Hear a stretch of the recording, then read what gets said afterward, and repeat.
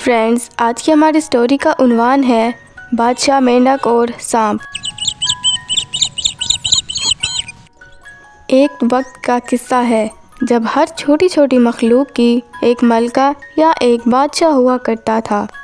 ایک چھوٹی سی جنگل میں ایک کنویں کے اندر بادشاہ مینڈک اپنی بیگم کے ساتھ رہتا تھا۔ بادشاہ مینڈک کے رشتہ دار اور رعایا بھی اسی کنویں میں رہا کرتے تھے۔ بادشاہ مینڈک نے کہا، میری پیارے سبھی دوستو، مچھروں کا جھنڈ آ رہا ہے، تم سب لوگ تیار ہو جاؤ، اپنی زبان نکالو، نشانہ لگاؤ اور ان پر وار کرو۔ ایک بہت ہی عمدہ بادشاہ تھا اور اسی کے ماتحت وہ بہت ہی خوشحال تھا۔ مینڈک بادشاہ سب کے ساتھ ہی ایک جیسا سلوک کرتا تھا، چاہے وہ اس کی رعایا ہو یا اس کی بیگم صاحبہ ہو، اور وہ ہمیشہ ان کی حفاظت کیا کرتا تھا۔ ایک باز، چھپ جاؤ، وہ سب کو ایک باز دیکھ کر کہتا ہے اور سارے ساتھی اس کے چھپ جاتے ہیں، اور وہ کنویں میں جا کر کہتا ہے، واہ، آج تو میں بہت ہی خوبصورت لگ رہا ہوں، ایگلی کو مجھ سے محبت ہو ہی جائے گی۔ یہ کہہ کر وہ اڑ جاتا ہے، اور پھر دوسری طرف مینڈک اور اس کے باقی ساتھی تالاب سے باہر نکل آتے ہیں۔ پانی سے باہر نکل کر اس کی بیگم کہتی ہے کہ اسے روزانہ ہی آ کر عکس دیکھنا ہوتا ہے، ہم سارے لوگ ڈر جاتے ہیں۔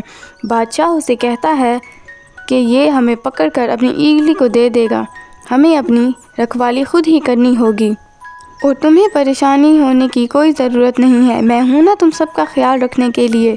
بادشاہ مینڈک کے رشتہ داروں میں سے ایک فراگلیٹ تھی جو ان دونوں سے بہت ہی جلا کرتی تھی۔ وہ سوچا کرتی تھی کہ ملکہ تو اس سے ہی ہونا چاہیے تھا، وہ ہمیشہ ہی سب کو اپنی باتوں میں لگا کے رہتی تھی۔ وہ رعایا اور باقی رشتہ داروں کو کہتی کہ تم لوگوں کو کیوں نہیں سمجھ آ رہا کہ بادشاہ مینڈک اپنی ہی بیگم کی طرف زیادہ توجہ دیتے ہیں، انہیں ہماری کوئی فکر نہیں ہے، اور انہیں بھٹکاتے ہوئے کہتی ہے کہ بادشاہ اپنی بیگم کو زیادہ ہی محفوظ رکھتے ہیں، کنویں کے سب سے نچلے حصے میں رکھتے ہیں کہ اگر کوئی مصیبت آئے تو وہ محفوظ رہے، اور سب سے زیادہ کیڑے کھانے کو بھی اسی کو دیتا ہے۔ لیکن رعایا اس کی باتوں پر زیادہ دھیان نہیں دیتے، اور وہ بھٹکاتے ہوئے کہتی ہے کہ تم سارے لوگ کیا چاہتے ہو کہ باز تم سب کو پہلے کھائے؟ وہ انہیں بتاتی ہے کہ ہم سب مل کر بادشاہ اور اس کی بیگم کو مار ڈالیں گے، اور اس کے بعد میں ملکہ بن جاؤں گی اور تم سب کی رکھوالی کروں گی۔ لیکن وہ اس بات سے بے خبر ہوتی ہے کہ ساتھ کھڑا مینڈک بادشاہ بھی ان سب کی بات سن رہا ہوتا ہے۔ یہ بات سن کے بادشاہ مینڈک پوری رات اپنی بیگم کے سر پہ بیٹھا رہا، اور اسے اس بات کا علم ہی نہ تھا کہ اس کا شوہر دن رات سو نہیں پا رہا اور اس کی حفاظت کر رہا ہے۔ وہ پوری رات سوچتا رہا کہ مجھے اب اس کی حفاظت کیسے کرنی چاہیے، اس لیے صبح ہوتے ہی وہ سانپ کے دروازے پر گیا۔ اس نے باہر سے آواز دے کر کہا، مسٹر گرین، مہربانی کر کے ذرا باہر آئیں۔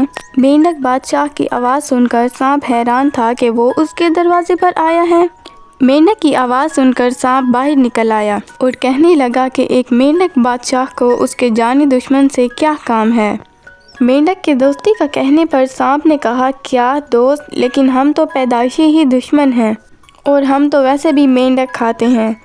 پھر فراگمنس نے سانپ کو اپنے منصوبے کے بارے میں بتایا کہ کس طرح اس کے رعایا کے بارے میں چال چلی جا رہی ہے، اور سانپ کو اس کی مدد کرنی ہوگی، اس کے بدلے میں وہ کھانے کے لیے بہت سارے مینڈک سانپ کو دے گا، اور کہنے لگا کہ تم سب کو کھا سکتے ہو لیکن مجھے اور میری بیوی کو بخش دینا۔